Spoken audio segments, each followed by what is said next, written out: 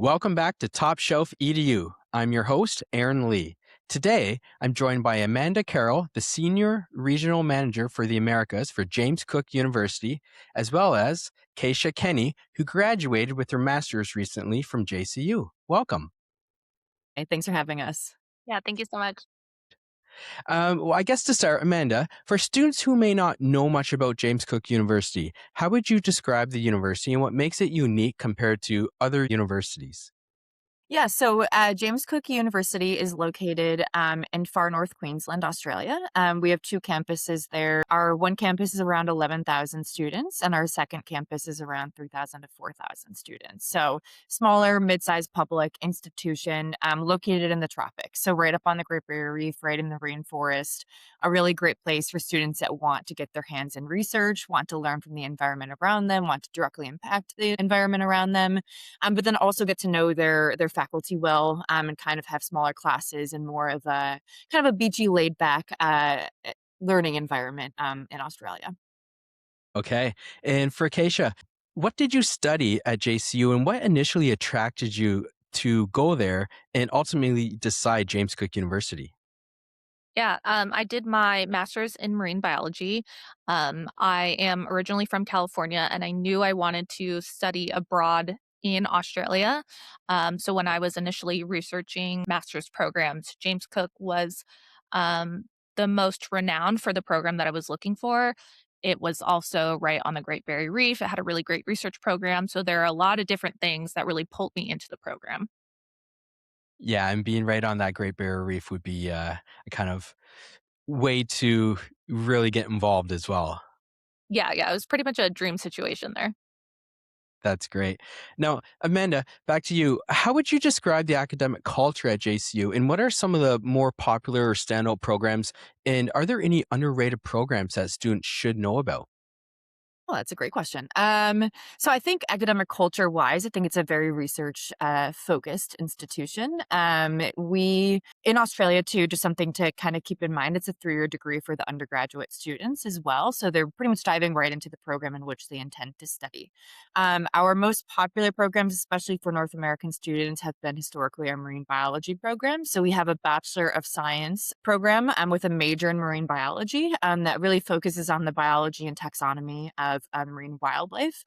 We also offer a Bachelor of Marine Science program. So that kind of encompasses the entire marine environment at large, focuses more on the physics and the chemistry, geology, a bunch of other coursework that has more compulsory coursework, whereas opposed to the marine biology program, it allows for more electives. But those are typically what draw students. A lot of our Canadian students also come for direct entry medicine and dentistry programs. I think an under kind of or not as well known program is our psychology program too. And we do have a third campus in Singapore, and that's going to be more focused on business and finance and psychology. And they have a clinic right on site where students can do work with the local community too, which I think is really great. So yeah, it's definitely going to be a more of an academic environment where students are looking to get to know their faculty. We have a research island in the Great Barrier Reef as well as an observatory in the rainforest. So students that are looking to get their hands in the area that they really want to focus in. Okay, I didn't realize that you had a campus in Singapore, so that's really interesting. Yeah. So, also similar to the smaller Australian campus where it's about 3,000 students. Yeah, right in Singapore. Definitely more business, IT, finance, psychology, more the social sciences than our Australian campus that is more, I think, STEM heavy. Okay. And then, Keisha, how would you describe your experience as a student in terms of the academic experience? How were your classes? Were they lectures? Were they more hands on, especially because you're doing your master's? Was it strictly just research? So it's a really good combination of both lectures and hands-on research. So I think all of my classes had the lecture component, but then also had a research component. So since all of my classes were marine bio focused, we had the opportunity to go to Orpheus, which is the research station. And so we really got I think honestly, most of my classes had that component where we could go to Orpheus or some other field opportunities. So I got a really good combination of both of those like lecture techniques, which I didn't get during my undergrad or it wasn't as heavily emphasized. So going into this program, was a lot different for me, but I really, really enjoyed it because I was still learning everything that I needed to in the classroom, but then I was able to go out into the field and apply it directly. Yeah, that's great. Was there anything that surprised you the most about learning in that environment or, specifically in Australia? For me, it was a completely different ecosystem. I come from a temperate ecosystem, so to go to tropical, I was actually learning everything brand new in terms of like the ecosystems. Um, but you know, it was just a different environment for me. The professors and the lecturers were all incredible and like helping me transition into a new ecosystem. So it was all quite a bit of a shock at first, but then I got into it and really, really loved it. Yeah, that's great to hear. Amanda, no, for the undergraduate degrees, obviously there's going to be lectures, there's going to be tutorials. Are there any hands-on experiences that students can get, whether it's research within their first year or study abroads or anything for students while they attend JCU? Yeah, absolutely. So plenty of research opportunities. I think some of the research you can't do it in the first year, especially for students that are eager to get their hands in the area. But I do like to set the expectation, especially because Orpheus Island is such a draw for a lot of our undergraduate students to have that research opportunity on our own island in the reef. That those experiences are typically reserved for like second or third year, just because students stay on site typically too. So the accommodations itself are more limited, which can limit the number of students that are able to, have those opportunities during the day. I think in general, JCU also, I think, prioritizes the reef and just the local environment at large. So a lot of our students do work with the Australian Marine Institute. When I was on campus in December, we have a brand new engineering building on campus, which is gorgeous. And one of the engineering faculty members was telling us about how his engineering students are testing different types of surfaces for coral regeneration. So, porous versus non porous surfaces, what would be better for coral regeneration? So, even though those students were not marine students, they're still doing something that ultimately impacted the environment around them. And of course, the reef affects Australia, but it affects so much of the world because the ocean is that important. So, students that are just really eager to get their experiences with that. And I think a lot of the funding for NGOs in the area and the government at large. They put a lot of resources into JCU too for those students to have those experiences and also work with some agencies outside of what JCU may directly provide as well. Okay, thank you for that. How would you, Amanda, describe the campus culture and what type of students would thrive at James Cook University? Yeah, so I mean, it's going to be similar to a public institution in the U.S. in ways, and that there are still clubs and organizations where students get involved in, especially as an international student. I think that comes with a lot more support, whether that be socio-emotional support or just meeting other international students from around the world. Currently, we have over 100 nationalities represented on our campus, so it is a very international campus. Which is nice for those students to have those opportunities. I actually studied abroad at JCU short term a few years ago, or a little bit longer than that, but also did marine courses as well. And even in my 6 months at JCU, I swam on the JCU team. I played water polo. I was involved in a lot of that camaraderie too, even on a short term basis, and I loved it. I had friends that played basketball or rugby. There's a local professional rugby team called the Queensland Cowboys that students will go and support. I think JCU owns a suite at the games. The pennant right behind me is actually from when they played in Vegas this February.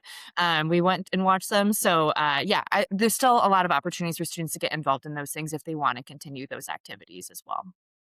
Okay, thank you for that. Now, Kaysha, looking back, what was your student life like in terms of, was it easy to make friends? How was the community on the campus? And what did you typically do outside of class? Yeah, I thought it was really easy to make friends. I think talking to the fact, like what Amanda was saying, there are other people that are studying abroad as well. So I met a lot of American citizens that were studying in my specific program. So it's quite easy to talk to people. You could relate on being an American in Australia, studying marine science. But I had a really great social and personal life at JCU. I was really involved on campus. I did like intramural volleyball. I was on the JCU Dive Club committee. I was a part of the Marine Society. So I was really involved. And I think being involved kind of helps you get your foot into um, like the bubble that's happening at JCU and getting to know different people. I thought the city itself, at first, it was a little bit hard for me to, get acclimated to it. But once I did, you put yourself out there and you meet different types of people. It's such an international hub of people. So it's really cool. I had friends from Sweden and the US and France and Australia, just all over. And that was pretty unique. And I really, really liked it. That's awesome to hear. Now, when you were joining those clubs and those intramurals, is there like a big club fair? Is it tough to get involved? Do like how does that whole process work? Or like can you start a club if there's something that's not available at that time? Yeah, so it's quite easy to get involved. Is it called Market Day? I can't remember if it's Something called. like that. Yeah. Yeah, so, there's something at the beginning of at the time I was there semesters, but now trimesters, where they host, all of the clubs on campus, and you can go around to each of them, and, yeah, that's how I found out about most of the clubs my very first semester there. And if there are not clubs that you're interested in, I had actually a few friends that started a few different clubs, while I was there, and it was quite an easy process for them. So if there's something that you're not particularly interested in at market day, there is something that you can create for other people. And it seems like a lot of people are on board for those types of clubs as well. Okay, that's really good to hear. What was your favorite part about living and studying at JCU? And, what surprised you the most when you arrived on campus in Australia? I think my favorite thing was that most of the people I was interacting with and was friends with and my professors, everyone is so focused on marine science and marine biology. And, that's my passion in life. So it's really cool that, the entire community was really rallying behind this field. And I'm really talking to the experts and I'm learning from the experts, that are world renowned. And that was such a big thing for me on campus and my experience there. Okay, thank you. We're going to move into emissions a little bit here. So, Amanda, I'm going to start with you. Can you walk us through what JCU looks for in applicants and taking into consideration for emissions? Like, what is involved in emissions? Is it just grades? Are there essays? Are there interviews? Any standardized tests that students need to take? And does that change per subject or is it university wide? Yeah, it's a great question. So, it's quite different than the US and Canadian application process. I have a background working for institutions that are liberal arts institutions. So, Common App, holistic application review, the whole works. Australian applications are pretty direct. So, at JCU specifically, all we do is require their transcripts and, of course, the courses they took, its GPA, and then, a knowledge of a passport, and that's it. So to apply to JCU, it takes maybe 15 to 20 minutes. It's free. It's direct on the website. So students go, there is no centralized application system for Australia. So they go to each institution in which they are looking to apply, and they apply to the institution, and then they select the course in which they want to apply for. So say students are coming for the Bachelor of Science with Marine Biology, they'll apply directly to that course. It's rolling admission, so students here within 2 or 3 weeks, which is quite nice as well. And that's it. So it's pretty straightforward. We try to keep it as simple as and transparent as possible. So if students have strong academics and they've taken some decent courses and some rigor in their courses, that's really all we look for and all we need for their admission. Okay. Now you mentioned direct entry to medicine, and I know that a lot of the students that I work with, that's kind of typically, I don't want to say that's one of the only reasons, but it's one of the main reasons why they're applying to Australia. Now, that does include a little bit different application. Can you kind of go over that for listeners in terms of what is required, whether it's a standardized test, the UCAT, or interviews, and kind of how to help themselves stand out other than the top scores? Yeah, so for medicine, it's an interview on top of the application, and we are looking for top academics for that. We do have very limited international spots, so it is quite competitive, and we want to see more high-performing students applying for that program. The interview also kind of looks at personality for students as well, so students that are able to work with a variety of populations of people and care as well. The dentistry, direct entry dentistry, is a written component, so that one doesn't require an interview, but it does require required essay. Those have hard and fast deadlines, so those are not going to follow the rolling admission applications. So currently, our 2027 applications are open, and they will close this summer. So it's a lot further ahead than our other programs on campus. In order to stand out at JCU, our strength in medicine and dentistry is tropical health. So typically, we love to see students that already have experience interning in those realms, but we also like to see students that are passionate about working with rural and indigenous communities. So maybe they're doing that work already, or they're looking to get involved in that work because a lot of that is what they'll be doing at JCU. Townsville itself in Cairns, Townsville is the biggest city in the area we're in. It's not the same size as Sydney or anything like that. It's about 200,000 people, so it's a smaller city. But because it's the biggest city in the region, it has the amenities of the city, so they have hospital access and things of that nature too. But they work with a lot of rural communities as a result of that. So typically, that's what I tell students to get involved with or kind of point out in their application and an interest in working with those populations of people. Okay, thank you for that. So in depth and really good insight for anybody that's looking to apply direct med or dentistry, just to have an understanding of what you're going to be going through once you get there as well. Now, for Kaysha, I know that you were doing your master's, but what was your application process like? And is there anything that you wish you knew before applying or arriving at the university? Yeah, so my admissions experience was quite similar to what Amanda was saying. It's very easy, it's very straightforward. I was actually so shocked when I applied and I was accepted, I think 2 weeks later. So it's a very easy process. In the US, you have to take the GRE after your bachelor's degree to get into a master's program. You did not have to do that for JCU, so that was a big um, benefit for me because I was doing my bachelor's for quite a long time and I did not have the capacity to do it. So that was really great. But yeah, it was quite easy. I don't think, I mean, because it was so easy, there was nothing really that I wish I had known before because it was just so straightforward for me. And that's one of the things that I actually tell a lot of people that talk to me about wanting to go to JCU. I tell them about how easy my experience was to apply.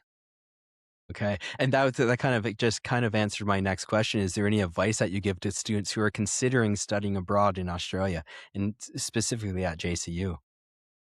Yeah. I mean, for admissions, it's just apply. But I think if people that are already looking to, do a program abroad or they're thinking about it, I'm like, you already have the momentum to want to do it. Just apply and see what happens.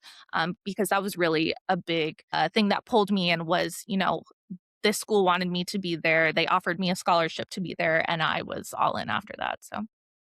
That's great. Amanda, in terms of like for international students, what advice would you give students in high school when they're choosing courses if they're considering JCU? Do they have to have specific courses for specific programs, or are you just looking at the rigor? No specific courses necessarily, but we do like to see students, especially if students are really interested in the science, maybe they're taking the rigor in that, pathway. That's always beneficial to see. Australia, the education system is based off the UK, but it's a little bit more flexible. So students can take elective courses and they can double major. So for students that are looking to double major, sometimes it's a conversation I may have where like we have some partnerships with some community colleges in the US where they're transferring in where they will need more, specific biology courses to ensure that they have, that academic coursework beneath them to then double major. But that's more so for transfer students typically. For coming straight out of high school, it's nothing I don't think to stress about. But I always encourage students just to reach out to us and ask, because that's why we're here and that's why we're also just based in North America too, to make it more accessible to have those conversations, just in case they are a little bit concerned about what that might look like.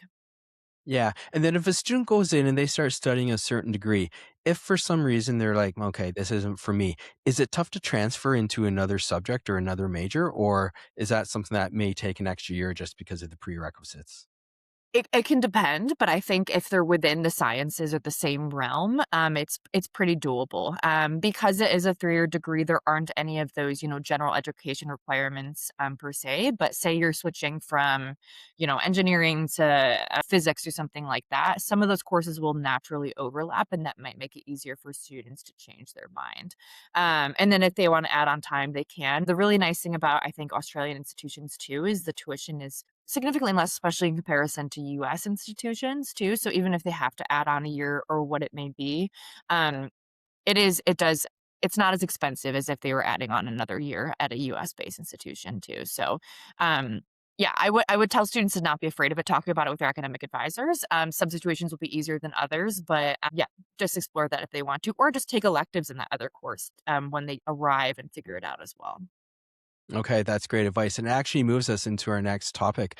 When you're talking about the financial cost and, tuition and living, are there any scholarships or financial aid available for international students at JCU?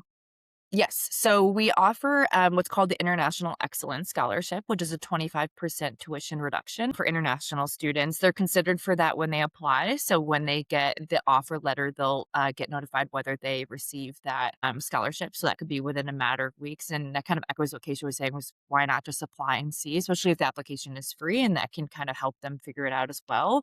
For financial aid purposes, U.S. citizens can apply for loans through the FAFSA. We have a financial aid advisor, Nikki. It's based on campus and helps all of our students.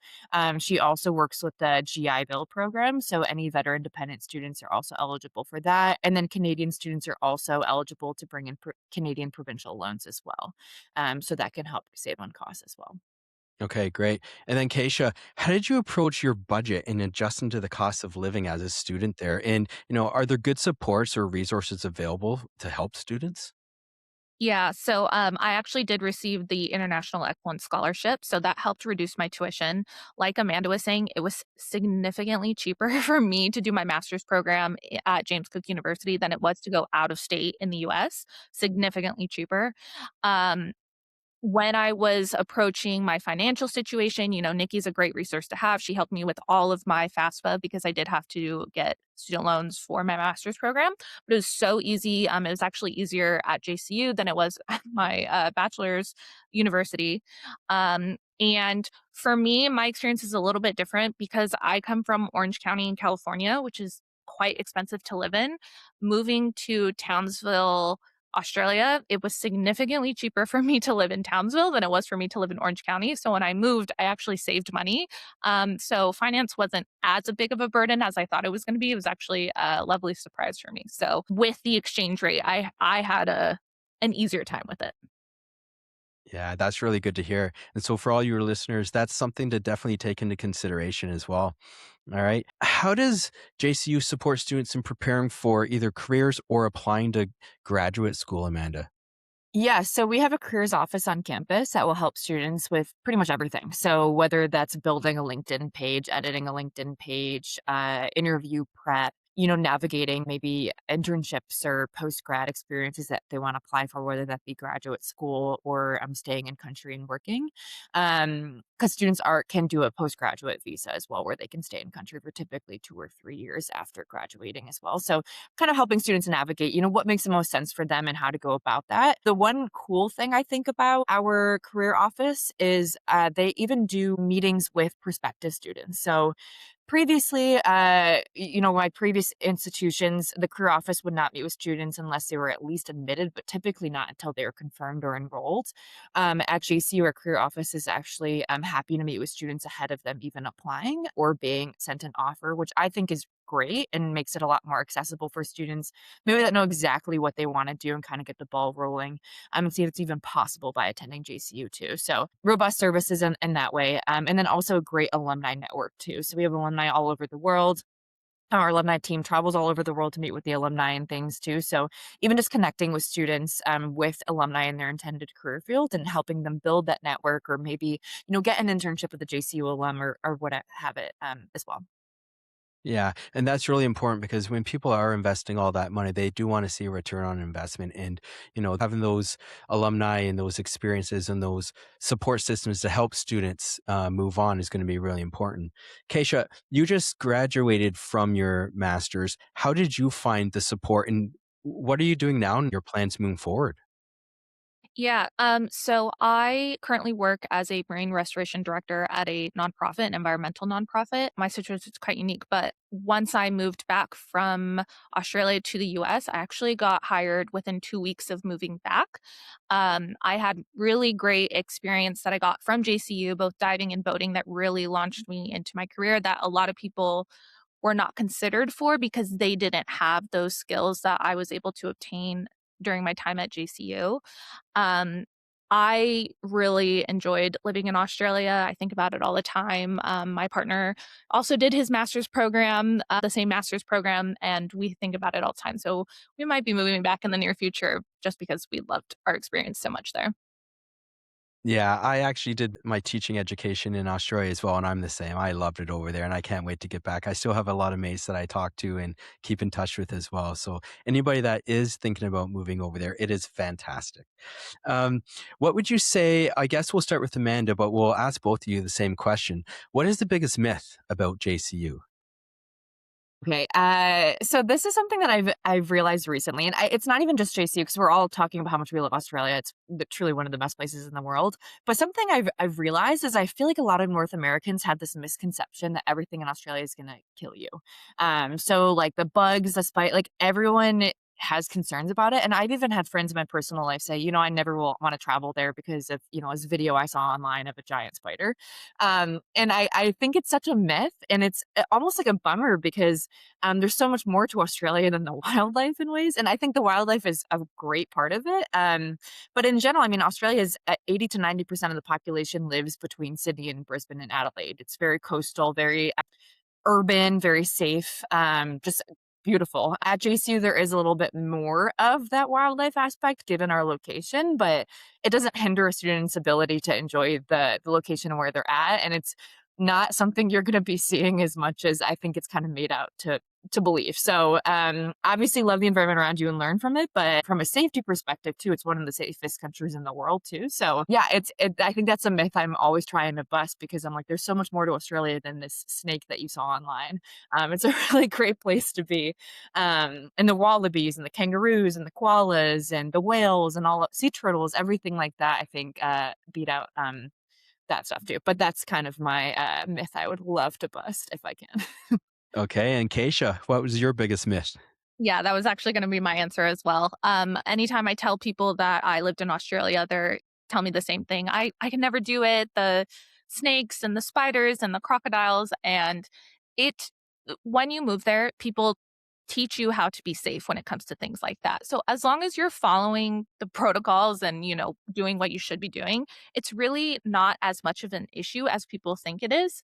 And I am quite terrified of crocodiles, and it was not an issue for me when I was there. We lived in croc country, so it is something you do have to be mindful about, but it wasn't something that I'm thinking about every single day, and it's inhibiting what I'm doing. So when people tell me, "Oh, Australia is terrifying," I always tell them about my experience and how that was not anything that I had experienced during my time there. Okay. Amanda, what's something that surprises students after they arrive? I think, in ways, I mean, of course, there's culture shock kind of wherever you go, but I think a lot of students find JCU and the location we're in a lot more familiar than maybe they realized. I think JCU in Australia seems so far away. And I think just the general vibe of the city, I think being in a smaller city is really nice too for students to feel that like local community feel without being almost overwhelmed by it. It's a lot more laid back. It's a lot less hustle culture.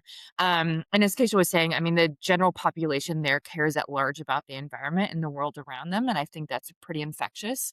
And students are always surprised by that too, depending on especially where they're coming from as well. So I think that's typically what students are surprised by is it's easier to find community than maybe they intentionally realized.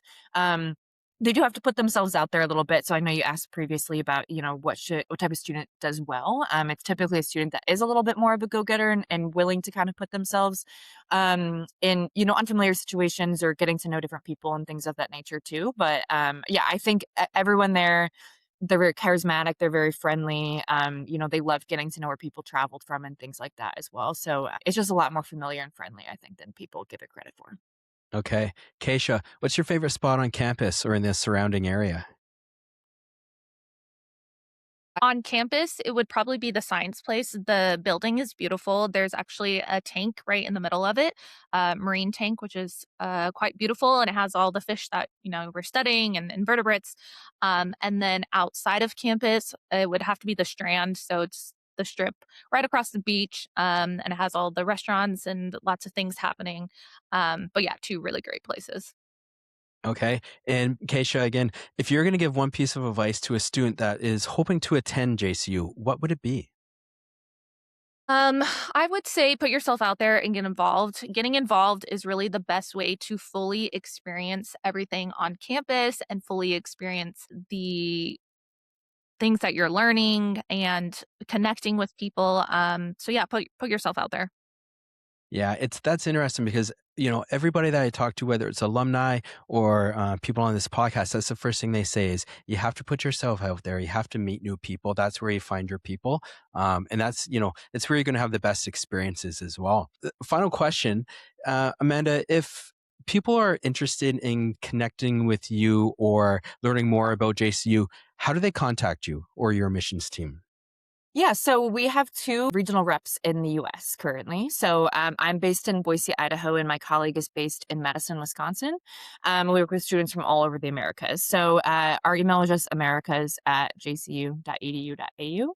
I also always encourage students we're happy to reach out and meet with students when we're in the area, do video calls or emails or what have you. Our Australian team typically does travel to the US frequently. Actually, two of our staff are in country currently here in the US. So they'll go up to Canada and things like that too. So there's several JCU people in North America pretty much at all times. I also always encourage students to follow JCU on Instagram, which is James Cook University, because I think they do a really good job of having students do student takeovers or day in the life videos, especially as Marine students. And I think that's really helpful for students to see, like, what would my day to day life look like as a student here? And so I typically push students towards that. And then I can then connect them with current students or alumni like Kaysha too that can talk from their own personal experiences, because I think that can be sometimes more powerful as well. Yeah. And then Kaysha, is there anything that didn't come up today or you wish I would have asked that you want to add on? I don't think so. I just want to reiterate that I had such a lovely experience at James Cook University. I met my partner there. I met my best friend there. The community there is so strong. The staff really advocates for you as a student and your future. And yeah, it was just an overall really great experience. Okay. And Amanda, same thing. Is there anything that didn't come up today that you wish I would have asked or that you want to add on? No, I think we covered a lot of it, but yeah, JC is just a really special place. So I think if students have the opportunity to experience it, even just by visiting or anything like that, they definitely should, because there's just so much to it, and just the area itself. And if students really want to make an impact on the world around them, it's a great place to get started in that. Well, I thank you both so much for coming on and giving great insights and your perspectives. And I hope we talk again soon. Thank you Awesome, so much. thank you.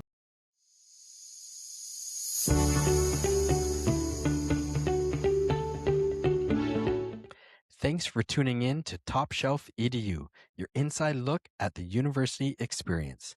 If you found this episode helpful, be sure to subscribe and share it with someone exploring their path to higher education. We'll be back with more insights, stories, and advice to help you navigate your journey. See you next time.